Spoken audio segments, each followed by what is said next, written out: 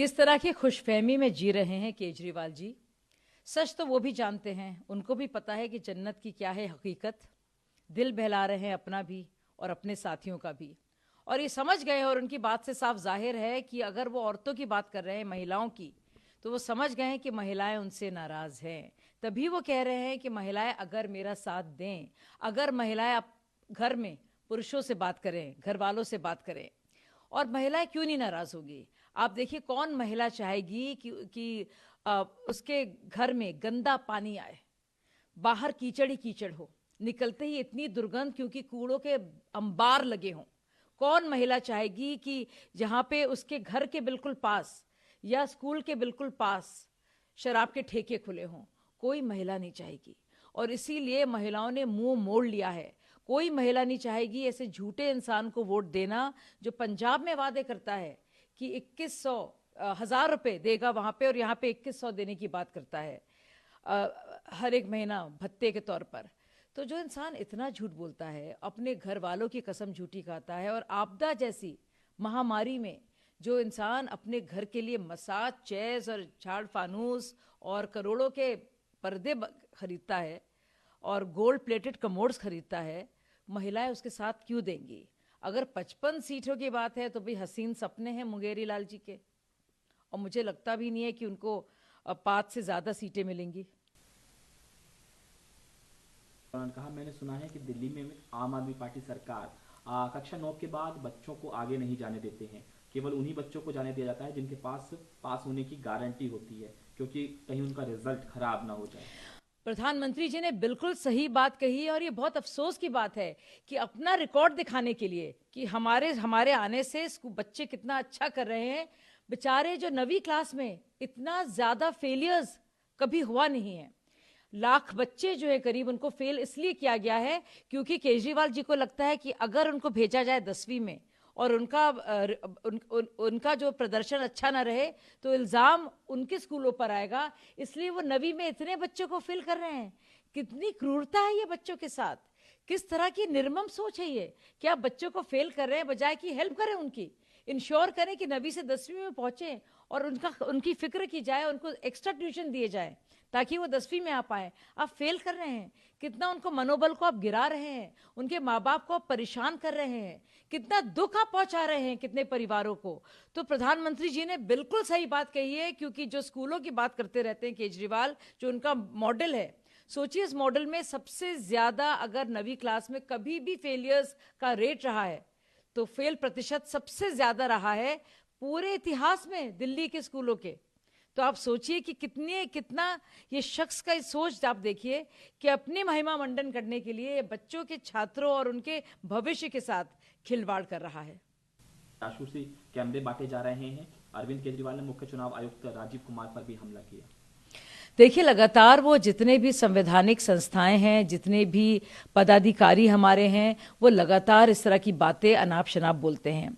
चाहे वो एलजी रहे, और तीनों एलजी, नजीब जंग से लेकर अनिल बैजल से अब वीके सक्सेना, चाहे चीफ सेक्रेटरी हो अंशु प्रकाश, एक वक्त में उनके घर में उनको अपने घर में बुलाकर सबके सामने सरेआम उनकी बेइज्जती की, उनको मारा पीटा।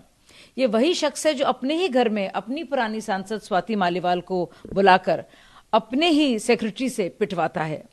ये वही शख्स है जो लगातार, चाहे शकुंतला गैमलिन हो या अन्य अधिकारी हो, उनके बारे में अनाप शनाप बातें बोलता है। और अब ये वही शख्स है जो पहले ईवीएम की बुराई करता था, फिर और ईसी की बुराई करता था, लेकिन पंजाब में रिजल्ट आने के बाद उनकी फिर वो तारीफ करने लगा, और अब हार के डर के चलते वो बहुत ही भद्दे और घिनौने इल्जाम लगा रहा है हमारे इलेक्शन कमीशन पर और हमारे ऑफिसर्स पर। राहुल अरविंद केजरीवाल पर निशाना साधते हुए कहा उन्होंने कि यमुना का पानी पी लो, अस्पताल में मिलूंगा। देखिए, राहुल गांधी जी ने अच्छा कटाक्ष किया है कि सबको चैलेंज करते रहते हैं केजरीवाल जी, तुम पानी पियो, तुम पानी पियो, खुद पानी पिए ना। और सही बात है, सबको वो उनके से मुलाकात जो होगी वो अस्पताल में ही होगी, क्योंकि जो जहरीला पानी है, और जो जहरीला पानी होता भी है वो आता है दरअसल हरियाणा से। 5.5 नाइट्रोजन की मात्रा है पर लीटर के हिसाब से। दिल्ली आते ही जैसे हथनी कुंड से निकलता है, पल्ला से निकलता है, पानी घाट से, आप यकीन नहीं करेंगे, जैसे ही वो वजीरपुर आता है और आईएसबीटी और आईटीओ जाता है और जब निकलता है वो 85.5 नाइट्रोजन mg पर लीटर हो जाता है। आप सोचिए, कहाँ 5.5, कहाँ 85.5, यानी कि जो पूरा अंतर है वो होता है दिल्ली में, यानी कि जो पोल्यूशन होता है वो दिल्ली में होता है। तो बहुत सही चुनौती है ये कि खुद जाएं, डुबकी लगाएं और सीधे अस्पताल जाएं। दिन आप स्नान करने के लिए जिस दिन वोटिंग है, उन्हें लगता है कि दिल्ली के लोग इसी आधार पर उन्हें वोट देंगे। अगर लोग इसी आधार पर वोट देंगे तो लोकतंत्र खतरे में पड़ जाएगा। देखिए, संजय राउत की जो सोच है और उस सोच के चलते उन्होंने कितना विनाश किया है अपनी खुद की पार्टी का, अपने खुद के अलायंस का, वो सबके सामने है। और नरेंद्र मोदी जी जिस दिन भी जाएं, जैसे भी जाएं, कहीं ना कहीं तो चुनाव हो ही रहे होते हैं। अमित शाह भी गए, तब तो कोई चुनाव नहीं था। अब अगर नरेंद्र मोदी जा रहे हैं इत्तेफाक से उस दिन जिस दिन चुनाव है, तो आपको क्या फिक्र है? अगर एक दिन पहले जाते या 2 दिन पहले जाते तो उसका असर नहीं पड़ता। और सब जानते हैं, जहाँ तक बात है कुंभ की और जहाँ तक आस्था है लोगों की, सब जानते हैं कि पूरे खुले मन से, दिल से जो ना सिर्फ रक्षा करता है बल्कि जो सारे हिंदू भाई बहनों की आस्था पर खरा उतरता है, वो सिर्फ नरेंद्र मोदी जी हैं। अरविंद, मुझे सूत्रों से पता चला है कि भाजपा मशीनों के जरिए 10% वोटों में गड़बड़ी कर सकती है। इतनी बड़ी संख्या में वोट करें कि हर वोट झाड़ू को जाए, इसलिए हमें 15% की बढ़त कम से कम मिलनी चाहिए, तो हम 5% से जीत जाएंगे। कितने सक पकाए हुए हैं अरविंद केजरीवाल। मीडिया में हथकंडे करना, झूठ मूठ के वीडियोस बनाना, ठीक उसी तरह जैसे उन्होंने सर्जिकल स्ट्राइक्स पर ऐसा वीडियो बनाया था जिसमें वो पाकिस्तान में हीरो बन गए थे, कुछ ऐसा ही वीडियो अभी फिर से बना रहे हैं और कह रहे हैं देखो मैनिपुलेशन हो रहा है। जब पंजाब में जीतते हैं, दिल्ली में जीतते हैं कई बार, तब मैनिपुलेशन नहीं होता है। अब जब हार की कगार पर हैं तो उनको दिखने लगता है पहले से ही, और कौन वो सूत्र हैं, कहाँ से उनको पता चला। देखिए, इल्ज़ाम लगा बड़ा आसान है। अभी तो वो भी इल्ज़ाम लगा रहे थे कि नरसंहार करने जा रही है भाजपा, लेकिन जब जैसे ही बात हुई, उनके पास आई बात की सबूत पेश करें, सब्सटैंशिएट करें, बाकायदा बताइए कौन से इंजीनियर्स मौजूद थे, कौन सा जहर था, दुम दबा के भाग गए।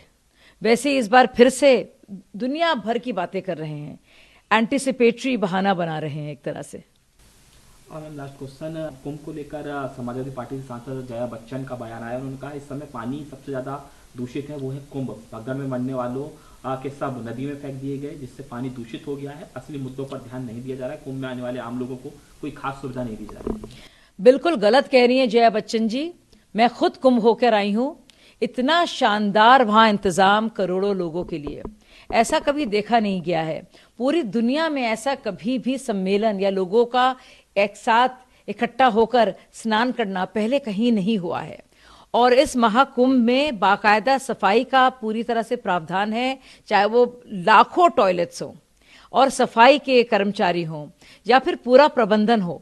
और क्यों कह रही हैं कि गंगा जो है साफ नहीं है, क्यों कह रही है उसमें गंदगी है? वो जानती हैं कि इतने लोग वहां स्नान कर रहे हैं। और स्नान आप भी कीजिए, मैं तो जया बच्चन जी से कहूंगी, स्वच्छ होके ही निकलेंगी। और जो मन में जो इस तरह के भी आपके जो इस तरह की भावनाएं हैं स्नान को लेकर, महाकुंभ को लेकर, उस तरह के विचार भी आप दूर होंगे, तो कोई भी जो आप में इस तरह की विकृति है उससे भी आप परे हो जाएंगी, अगर आप अच्छी तरह से बात करें। और लोगों, जो महाकुंभ में जो हमारे श्रद्धालु जा रहे हैं, उनकी आस्थाओं का, उनकी भावनाओं का आप सम्मान करें और उनके साथ खिलवाड़ न करें, ना ही मजाक बनाएं।